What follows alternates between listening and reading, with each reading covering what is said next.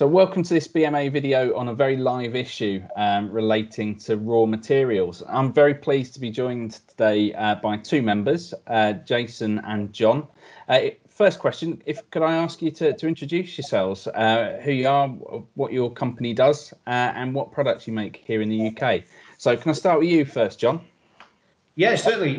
John Schofield, Sales Director at Just Trays, which, judging by the title, you might be, it's a bit of a giveaway. Yeah, we solely manufacture shower trays. We've been manufacturing shower trays for 30 odd years now up in Leeds. Yeah, this year we'll probably make 350,000 trays, give or take.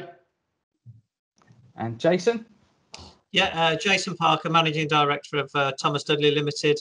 We're in our 101st year this year, and we make plastic systems and plumbing fittings, mainly for the UK plumbing industry.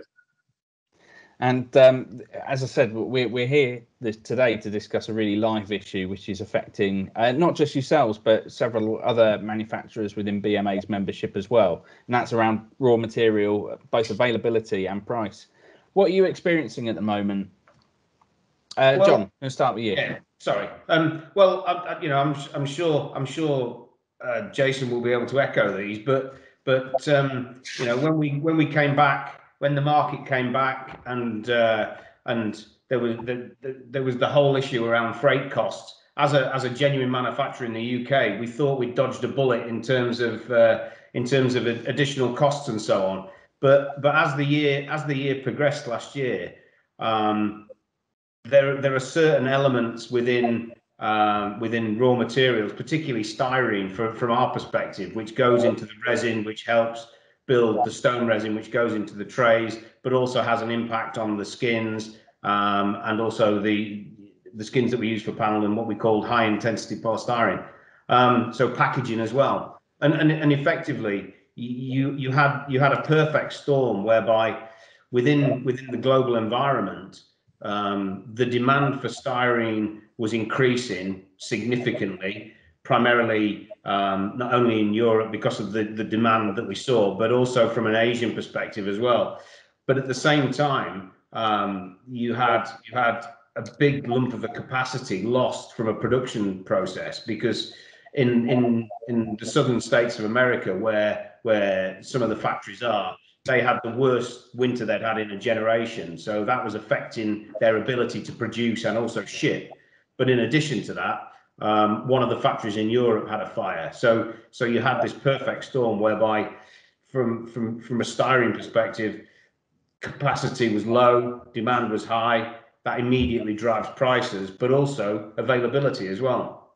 So we were going, particularly in the first quarter of this year, it was very much a hand-to-mouth process, to the point whereby, and it still is the case, although we've got a little bit more visibility now, but we were down to the point whereby we were having to order the product and we didn't know what we were paying for the raw material until it turned up, until 4 or 5 days before it turned up.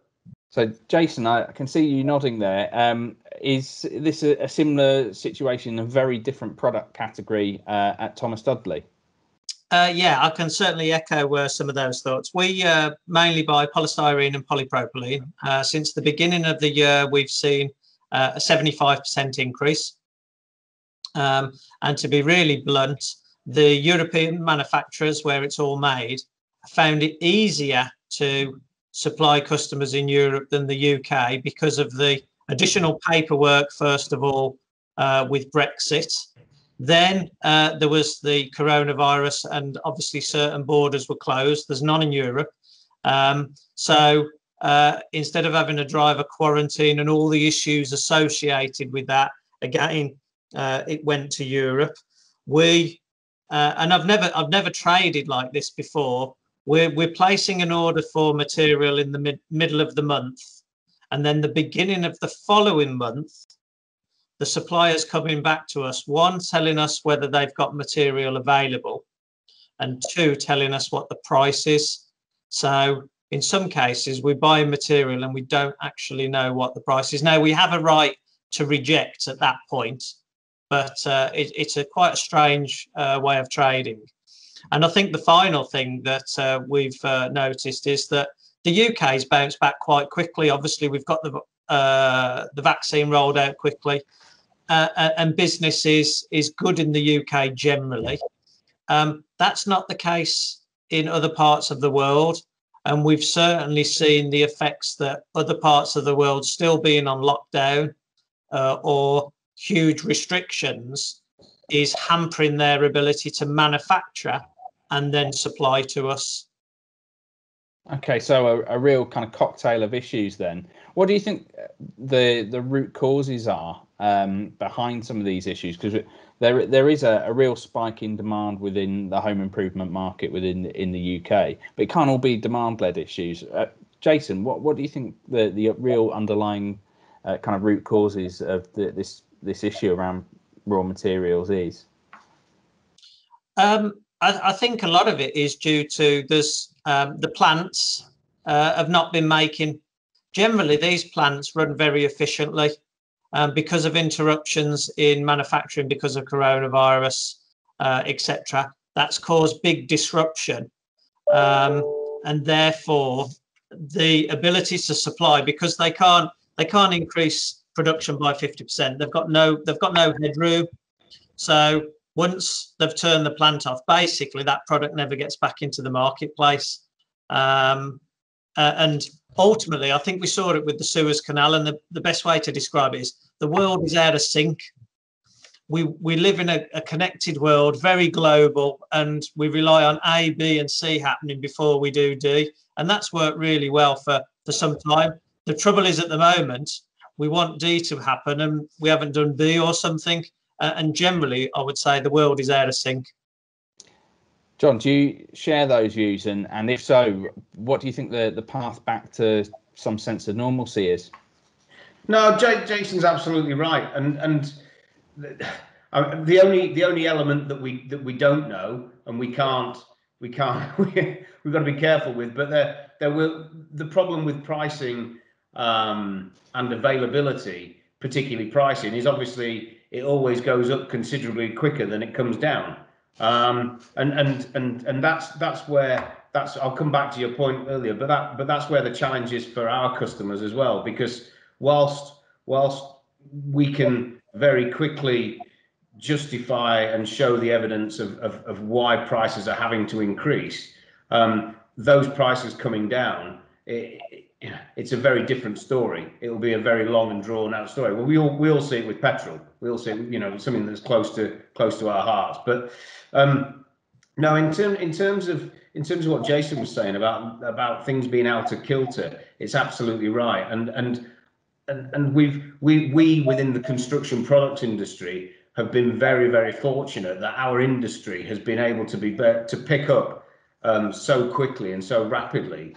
But that in itself has caused us problems. And if you look around the various countries, as Jason said, there are problems with various elements because of Brexit or Corona or so on. But actually, it's the construction industry, the automotive industry, these core staples of everybody's economy that have actually lifted first to varying degrees. But that puts massive pressure on these supply chains and these factories where capacities have been reduced. So it's almost a concertina effect where the surge has come so quickly and so sharply that it's just a case of getting to a point where there's some sort of equilibrium, really.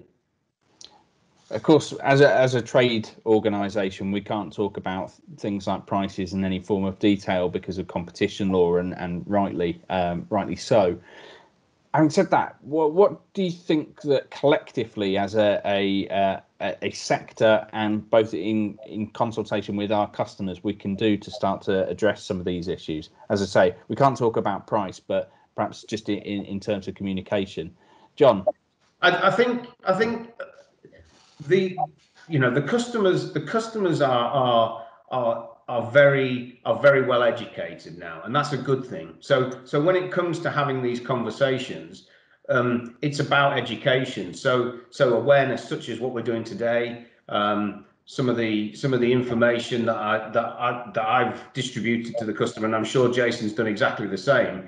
It becomes very clear, and I have to say that despite the customers having been hit right and left with various charges because of Brexit, because of travel, freight costs, which have been big news, all the way onto the BBC that we've seen. So customers have seen those, and I have to say the customer base have been exceptionally understanding about this, because we've been able to explain it in very detailed terms. So for me, Tom, it's about awareness, because the vast majority of the customers understand these global issues. They understand the knock-on effect, and it's about education, and it's purely about highlighting and showing where this is coming from, rather than it being it's not a negotiable situation. There's our resin manufacturer,